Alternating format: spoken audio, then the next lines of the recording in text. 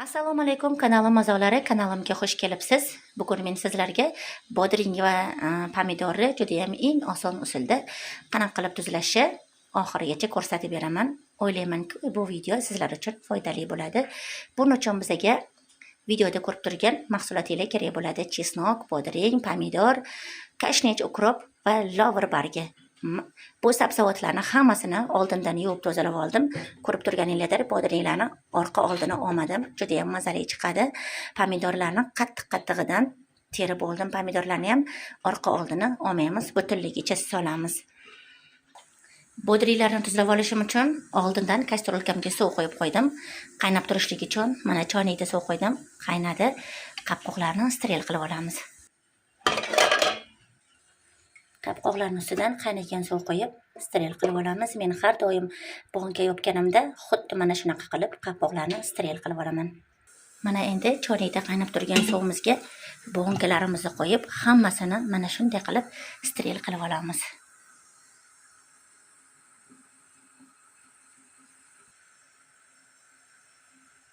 Mana endi steril qilib olingan bonkalarimizga sabzavotlarimizni chiroyli qilib terib chiqamiz. Chesnok solamiz.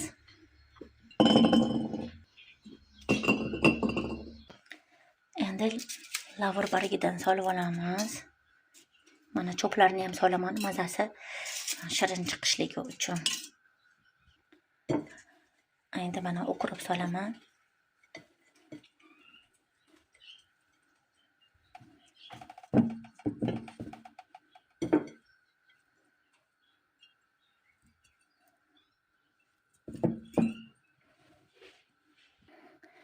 Ukrop ortidan kashnichlarimizni ham solib olamiz.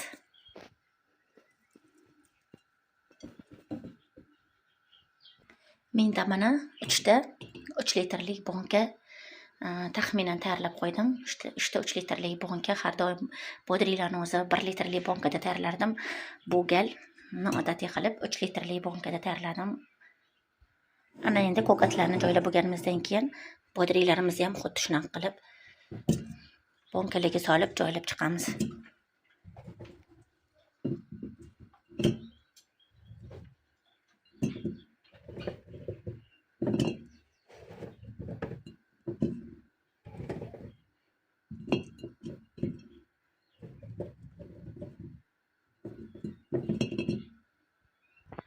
Mana bodringlarni solib bo'ldik. Endigi galimiz pomidor. Pomidorlarni ham xuddi shunaqa qilib bonkalarga joylaymiz.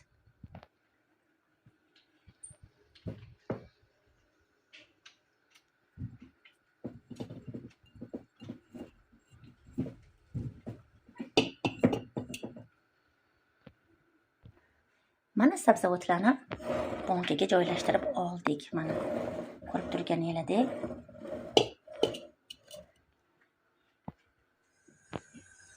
Mana suvimiz qaynadi. Endi qaynagan suvimizni bonkalarimiz ustidan qo'yib chiqaman.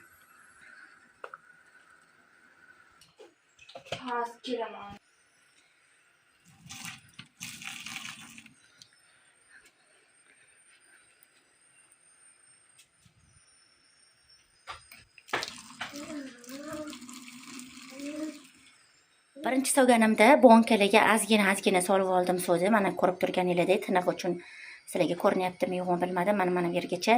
Chunki bonkamiz steril qilingan bilan sabzavotlarimiz yaqday bo'ladi. O'shaning hisobiga bonka yorilib ketmasligi uchun boshda ozgina solib oldim. Bonka issiqqa singishgandan keyin yana ustidan suv qo'yishni davom ettiraman.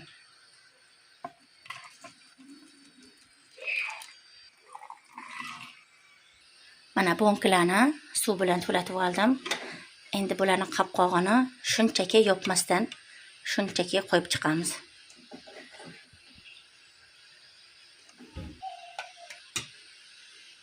Shu tarzda bonkalarimiz yarim soat turadi. Yarim soatdan keyin suvni to'kib yana almashtirsak bo'ladi. Mana yarim soatdan keyin bonkalarni ochib suvni to'kib olamiz.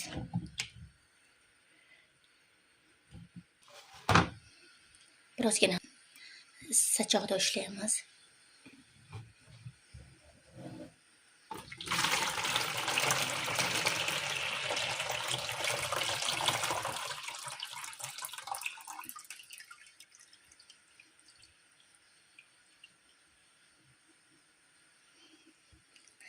ichida suvni qoldirmasdan hamma bonkalarimizni mana shunaqa qilib suvini to'kib olamiz. Mana bonkalarni suvini to'kib tayyorlab oldik. Mana qaynab turgan suvimizga alohida bonkalarga suv sololmayman. Qaynab turgan suvimizga tuzlarini solib rostlab olaman tuzlarini.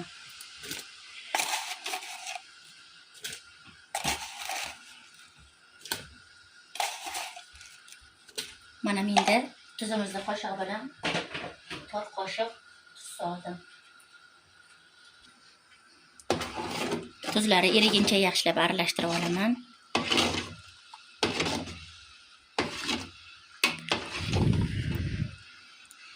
Va ozgina olib sovutib tatib ko'raman. Chunki ko'plar adashadi. 3 litrlik bonkada 2 qoshiq solsa kam bo'ladi, 3 qoshiq solsa sho'r bo'lib ketadi. O'shaning hisobiga suviga tuz solib, normali qilib solaman. Mana endi bu rankamizni qo'yib, tuzlarini rostlab olgan suvimizni bonkalarimizga solib chiqamiz.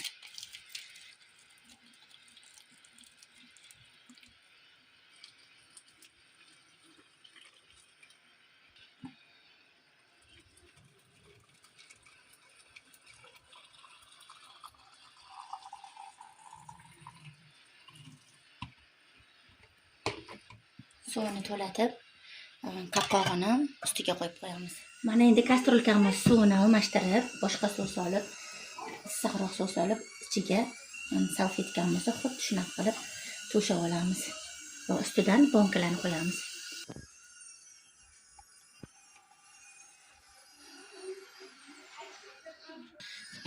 Mana bizda kastrulkamizga 2 bonka sig'di.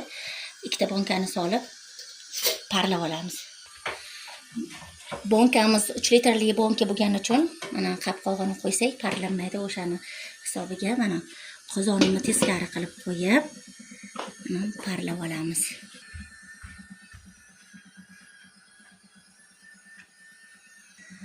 Bonkalarni ko'plar so'rashadi, 15 daqiqa parlab olamiz.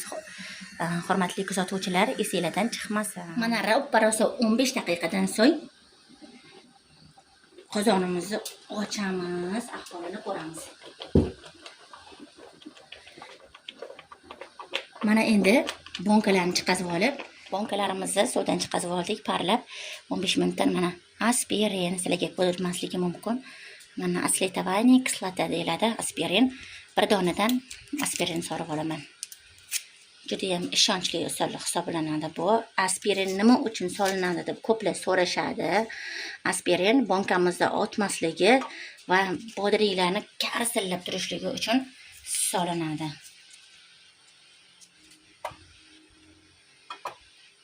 Mana solib oldim. O'zi ichida yurib ketadi.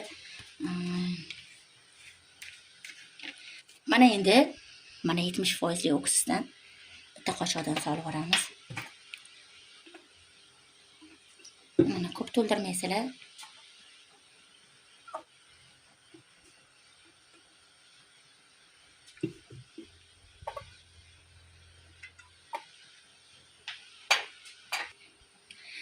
Mana endi bonkalarimizni hamma narsasini ichiga solib oldik. Yopib olamiz. Salfetka qo'yamiz tagiga. Bonkamiz yorilib ketishligi mumkin bo'lmasa. Endi bonkamizni yopib olamiz. Bismillahirrohmanirrohim deb.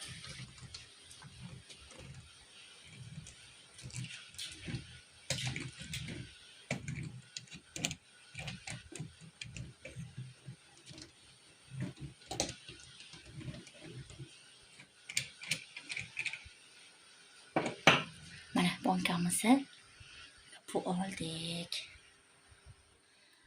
Mana bonkalarimizni yopib oldik. Ana sizlarga men ko'rsataman. Biroz sovishini kutdim. Mana pomidorlari, bodringlari, qizim pomidorlarni ekranda yaqinroq ko'rsatib ko'proq yozishadi menga. Pomidori ezilibdi, pomidori unaqa qildi, bodring pishib ketdi deb. Mana bodring, pomidor, yana ham sizlarga ekranda yaqinroq ko'rsatyapman. Hech narsasi ezilmagan, chiroyli, super bo'lib chiqdi. Albatta sizlarga ham tayyorlab ko'rishingizni tavsiya qilaman. Kanalimda yangi bo'lsangiz, like bosib, obuna bo'lishni unutmang. Agar bu video sizlarga ma'qul bo'lgan bo'lsa, yaqinlaringiz bilan ulashing.